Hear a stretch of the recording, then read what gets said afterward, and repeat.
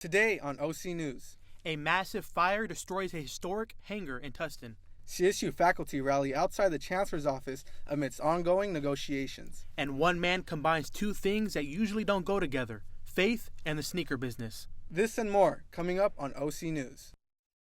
This just now in tech news, the first responder on There's been a lot of collaborative efforts feel over the years. blessed to be here in Fullerton. Brought to you by the broadcast journalism students at Cal State Fullerton. OC News starts right now. Come one, come all. Welcome to OC News. I'm Jose Flores. And I'm Sam Enriquez. Thanks for joining us this evening. We start our broadcast with troubling news in the OC as an historic hangar in Tustin lit up in flames Monday night. Our reporter Sarah Granillo has the latest on the incident. The U.S. Navy historic hangar has suffered massive damage after a fire broke out late last night at 1 a.m., burning the building to pieces. First responders have now secured the area, leaving the fire to run its course. We have road closures from Tustin Ranch all the way from west on Valencia up until Lansdowne. And then we have closures off of Victory and Armstrong as well. You know, task force is out here working with OCFA and just making sure that we're alerting everyone in the neighborhood. Police officers are going door to door to reassure local residents that their safety is top priority while also providing updates on the fire. Here on Valencia Avenue in Tustin, the U.S. Navy historic hangar is still burning. Now, as you can see, there's debris flying around everywhere, and it's even reaching all the way across the street to where neighbors live just feet away. Now, many neighbors have been outside of their homes today to check out all the damage the fire has caused and taking a look to see what procedures they need to take to keep their families safe during this frightening time. Built in 1942, the building was used to store blimps during World War II, leaving some devastated due to the destruction of this historic landmark. It's really sad to see how it's gone down because it's an important part of our history and, we'll always remember it. It is unknown how long the fire will last, but until then, police have asked the public to avoid the area. With OC News, I'm Sarah Granillo. Authorities in Southern California said that the investigation into a man's death at a pro-Israel and pro-Palestine rally is ongoing and fluid. 69-year-old Paul Kessler suffered a head injury Sunday and internal injuries which were consistent with the fall, says the Ventura County Chief Medical Examiner, and the blow to the face may have caused Kessler's non-lethal injuries to the side of his face. Although the Ventura County Sheriff claims to have identified one suspect in the case, this does not rule out the involvement of others. After the altercation, he says the 50-year-old suspect remained at the scene and is cooperative with the investigation. He has since been released. The California Faculty Association hopes to reach an agreement with the CSU regarding salary increases and lighter workload. Dakota Penny has the latest. About 1,000 faculty and staffers from the 23 California State University campuses, as well as their supporters, rallied outside of the CSU Chancellor's office on Tuesday, November 7th, demanding a fair contract and lighter workloads to interact more with students. We have Teamsters Union out here fighting for a contract. We have CFA out here fighting for a 12% salary increase, amongst other things. And we have students like myself fighting against the tuition increase that was voted on at the last Board of Trustees meeting, and we are standing in opposition against that. Students should recognize that there's a reason why faculty are striking in the first place. So I think we really need to try to empathize with them and try to understand the material conditions that have led to this strike in the first place, and just try to support your faculty. During the protest, hundreds of union members claimed that they were willing to shut the CSU campuses down if a list of demands, including a 12% salary increase starting this year, is not met. California Faculty Association members are sure that low pay, growing workloads, and systemic inequalities are not sustainable for the CSU system. Faculty and staff are here making noise for the Board of Trustees during their weekly board meeting. The CSU Chancellor has the opportunity to accept the terms and conditions of the strike. telling us they don't have the money, but we've had numerous people in the CSU and outside of the CSU look into their finances and to see that they do have money. They are sitting on billions of dollars that they say they don't have access to, but we know they do, and it's just not, they're not bargaining in a fair way. Students and faculty can't be defeated when we work together. The union has never entered a system-wide strike before. Although, if a system-wide strike is called, members would not teach courses and refrain from any normal work completed during the strike. This includes grading, answering emails, and any other faculty work. This is Dakota Penny for OC News. A teen in California was arrested after a teacher was found shot and dead on Monday in his home near Fresno. At least one additional person involved in the shooting is still being sought after by the police. They think the teacher had no relation to the teenager in custody and that this was a random act. Calls came in starting around 3 o'clock Monday morning to Dinuba police. Upon arrival, the officers discovered Sergio and his residence suffering from multiple gunshot wounds on his upper body. Sergio was a middle school Spanish teacher for the Cutler Rossi Jr. Unified School District. Sergio's family hopes that as the investigation goes on, they will remember him as someone who was always positive. Having a hard time looking for eye drops lately? Certain eye drop brands have been recalled by the FDA. Our reporter John T. Rodriguez has the latest. The FDA recently removed over 25 eye care products from the shelves of CVS and Target, among other stores. Investigators have found unsanitary conditions in the manufacturing facility, along with positive bacterial results. I think it's good because from what I've heard on the news is that it's caused people to go blind, so it's better to be safe than sorry, and I would hate that somebody's eyes vision could go wrong because of some over-the-counter eye drops that have ingredients that are bad. When it comes to pharmacies such as CVS right behind me, you'll be able to find some certain eye drops on the shelves. As for the ones that are off the shelves, Jacqueline Munier, who is studying to be an eye doctor, is able to share her thoughts. After reading up on it, I'm not surprised. It's good that they're removing some of these from the shelves because sterilized products is, important. If there's any kind of contamination, it can pose a risk to the eye. We talk about the importance of eye health and sterilization, keeping your hands clean when dealing with patients, and eye drops are regulated as a medication, and so it's our job to keep our patients safe. And knowing what we do about bacteria and viruses and so many different pathogens that can harm our patients, it's important for us to discuss the ways that we can protect them, so we know what to recommend and provide them with what's best for their care. Next up, we got a robbery attempt gone wrong. An update on the Paul Pelosi case. And a recall on chicken nuggies? All this and so much more after the break.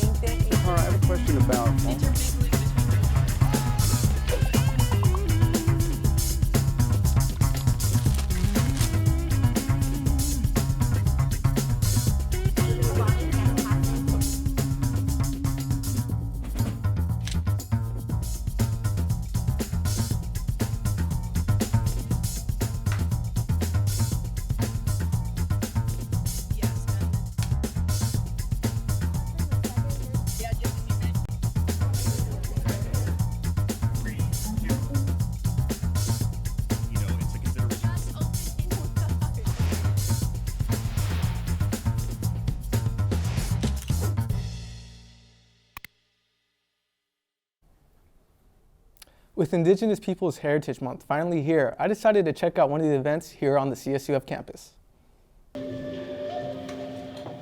ASI hosted its monthly Expressions event, and this time the theme was Indigenous Peoples Heritage Month.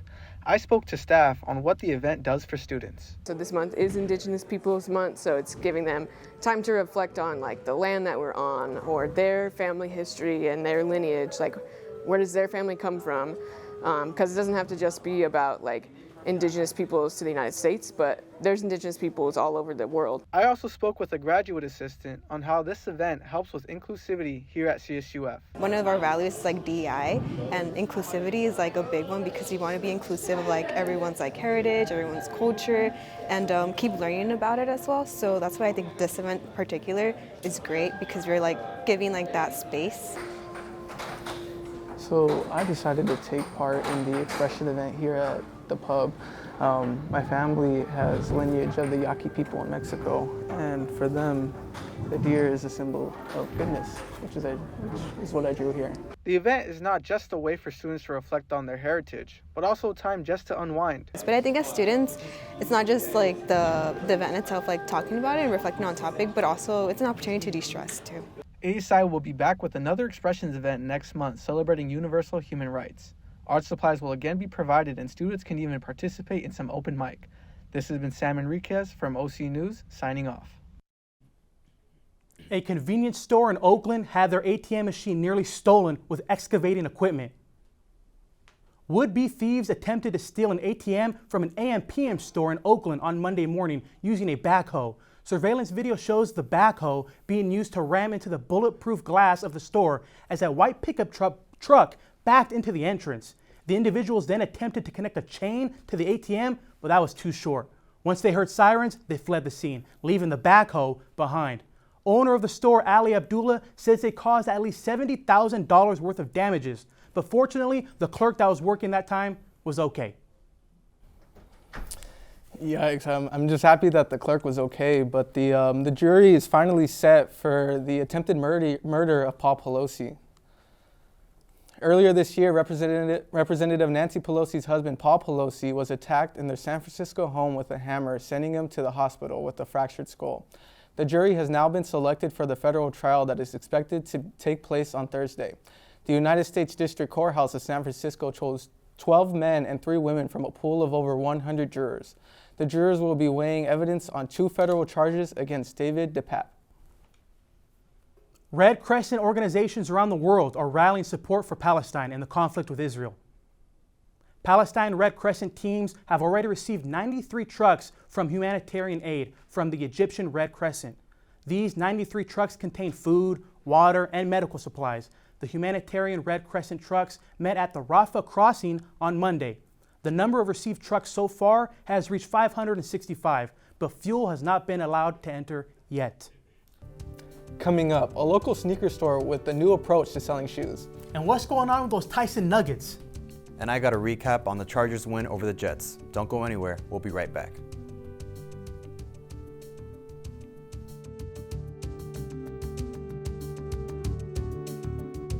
Stem is precise, no margin for error. Dare to forget that.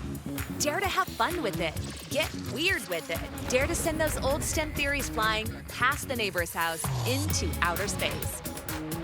Dare to program something internet-breaking, record-breaking. Dare to blow their minds. Dare to learn the difference between sedimentary and metamorphic rock. Go find those rocks. Dare to keep daring. Dare to STEM. Check out She Can STEM to get started. Hey world, I have a quick message. It's about safe driving. All right, let's go. Anytime you're driving, have the seatbelt buckled tight. Both hands on the wheel and your phone out of sight. When not in your hand trying to text somebody back. Because if you do, your car might get smacked. The moral of the story, just put your phone down. The people on the road will stay safe and sound. Put your phone down, put your phone down. People on the road will stay safe and sound. Yeah.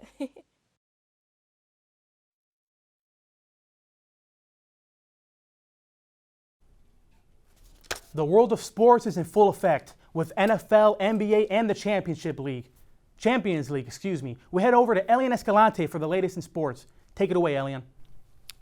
Another week of sports, but we dive into the headline of them all, Monday Night Football, as the Jets and the Chargers face off. Let's get into it. We start off in New York as Chargers take on the Jets, who anticipate Aaron Rodgers' comeback if they're able to make the playoffs. Till then, however, we see Aaron Rodgers showing his support for Zach Wilson ahead of his Monday Night Football matchup with Justin Herbert.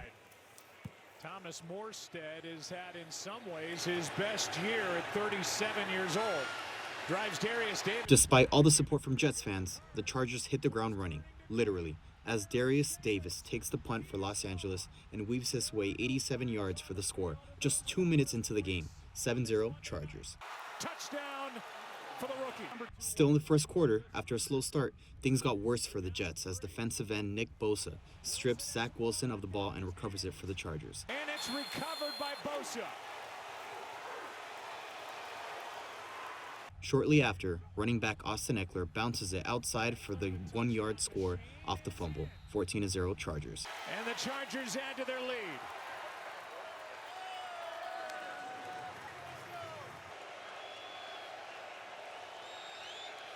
From 55.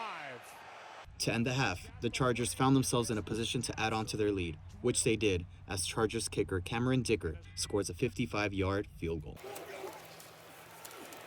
Wilson, the ball is knocked away. Now at this point, Jets fans might want to look away as Khalil Mack knocks the ball out of Zach Wilson's hands and Alohi Gilman with the recovery, who gets it to the 2-yard line. And right now Gilman is to the pylon and in. And with under 3.5 to go, here's Eckler, his second of the night.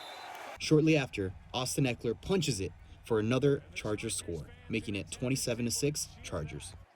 Although LA fans were not able to enjoy any action at SoFi this weekend as both the Rams and the Chargers battled it out in the East, they'll be back next Sunday as the Chargers take on the red-hot Detroit Lions. That's all I have for sports. Back to you in the studio. That was a good win for the Chargers. I mean, for the Jets' sake, I hope they get Aaron Rodgers pretty soon. But moving on, according to an investment banking company, TD Cowen, the sneaker resale industry is estimated to generate $30 billion globally by 2030. Our own Francisco Molina takes a visit into a local sneaker store in Orange County that takes a different approach. Although there is much money that can be made selling sneakers, the work is not as simple as it seems. It's like, if you really want to do this, you're going to have to grind. It's not going to just be like, hey, sell some shoes and make 6 figures. That's not the case at all. You're going to have to grind to actually get where you want to be. The sneaker resale industry is known to be extremely competitive and exclusive.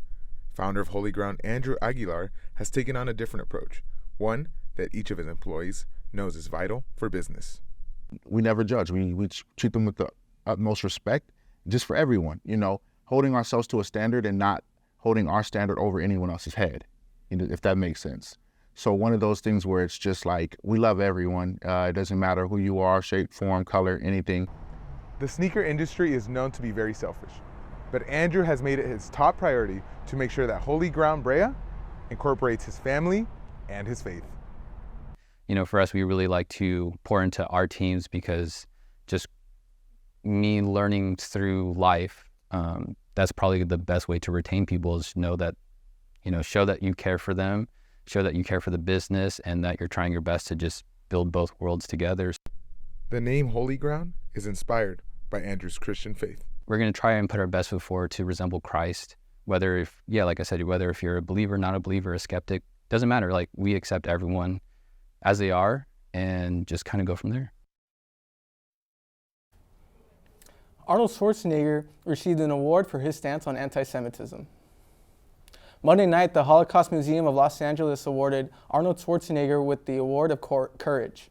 Schwarzenegger is the son of a former Nazi but a longtime advocate against anti-Semitism and bigotry. The event was held at the Beverly Hills Hotel with 27 Holocaust survivors in attendance. With the ongoing conflict between Israel and Palestine, Schwarzenegger gave a speech during the ceremony. Here's what he had to say. Because what is important right now is, because there's all this chat out there and all this stuff on internet, all this negativity and hatred, that we have to speak out and confront that. The more we speak out about that issue, the better it is. Check your freezers. On Saturday, Tyson announced that they are pooling their nuggets voluntarily after some customers reported tiny metal fragments inside their patties. Specifically, the 29-ounce plastic bags containing frozen but fully cooked boneless chicken pieces with a patty-like shape are being recalled. There they are. A best used by date of September 4th, 2024 is included in the packaging. You see, a lot of states, including California, Illinois, Michigan, Tennessee, and Virginia, sold the chicken. The USDA states that the nugget consummation has caused one minor oral injury. Dang, that's crazy. Well, there goes my dinner plans. I guess we're going to have to do mini corn dogs tonight. A famous TikToker has made a name for himself in Southern California. I personally had a chance to sit down with him, talk about life as a content creator. For 20 bucks, would anyone be down to change their hair color? Yeah, sure. Meet Yash Buer, a content creator who's making a difference one challenge at a time. Known for pushing people out of their comfort zones, Yash frequently records his videos on college campuses, and people are starting to notice. They'll tag their friends, they'll just be like, hey, like so-and-so, like, we gotta look for this TikTok guy. Let's run into him. Yash's path to content creation was anything but conventional. In 2019, he took a bold step by dropping out of college to follow his dreams full time. It was a lengthy process. I did take like a whole year because I didn't want to just impulsively make this decision of dropping out of college and then just being like, I'm gonna become a content creator, and then like 2 months later give up. 4 years later, it's safe to say Yash is not giving up. He's passionate about his work now, but he's eager to take it a step further. Yash wants to use his platform to highlight the power of empathy and shed light on the critical topic of mental health. I want to make an impact on like the mental health aspect of things, because we are like currently in this whole mental health crisis in the world, and I'm huge about mental health. Would you be down to ask your crush on a date for 20 bucks? Okay. Now, if the background of that last video looked a little familiar, that's because it was filmed right here outside of the Pollack Library at Cal State Fullerton. Matter of fact, Yash features a bunch of Southern California colleges in a lot of his videos, some of which feature your fellow Titans. And ever since I came here, I've always been like, yo, like, this college is pretty cool. Like, they have a lot of technology here, and there's way more students that go here. Would you be down to let a stranger go through your phone for 20 bucks? Probably not. No. So while you're walking to your next class, keep an eye out for Yash, who might just be around the corner with his latest challenge. For OC News, I'm Jose Flores. Yeah, so watch out. He might be walking around campus. You ever seen Yash on your For You page, Sam? No, I haven't. And there's a question I've been meaning to ask you. Yeah. Do you think I could be a TikTok dancer? You know, Like I've been TikTok? I've been Like trying to TikTok get dancer? into it. Yeah. Absolutely not. Absolutely not. Okay. Well, thank you for joining us tonight on OC News. Our next telecast comes to you in a few minutes. Make sure to subscribe to our YouTube page, Titan TV. Follow us on Instagram, Twitter, Google+, Facebook, all of that, man. From all of us here on OC News, have a great evening.